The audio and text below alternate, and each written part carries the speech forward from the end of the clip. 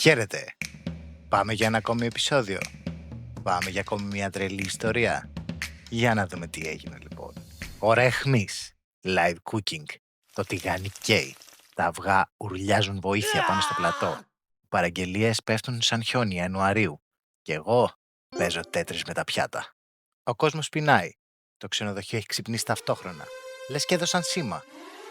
Πείνα, 7.30 ώρα το πρωί. Καθυστέρηση, γκρίνια και οι πελάτες που κοιτάνε το αυγό σαν να το απειλούν με δικηγόρο. Ενώ στείνω πιάτα με τη συγκέντρωση ανθρώπου που κρατάει χειρουργικό νηστέρι σε σεισμό 7 ρίχτερ, εμφανίζεται ο σερβιτόρος. Με ύφος ανθρώπου που έχει χρόνο. Πολύ χρόνο. Πελάτης με ρώτησε τι ώρα θα είναι έτοιμη η παραγγελία του. Γυρνάω και το απαντάω ήρεμα. Τόσο ήρεμα που ούτε εγώ δεν με αναγνώρισα. Θες να το συζητήσουμε?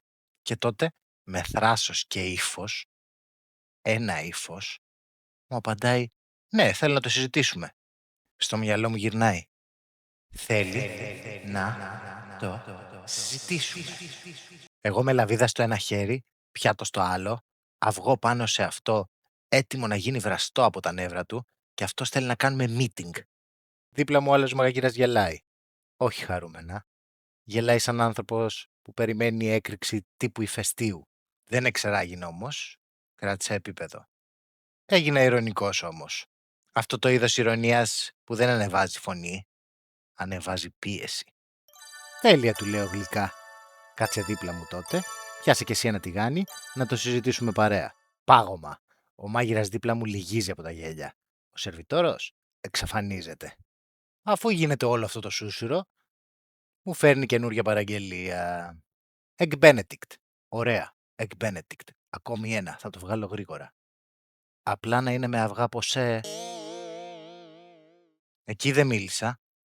Γιατί πώς να εξηγήσεις εν ώρα μάχης ότι το Egg Benedict είναι από τη φύση του με αυγά ποσέ.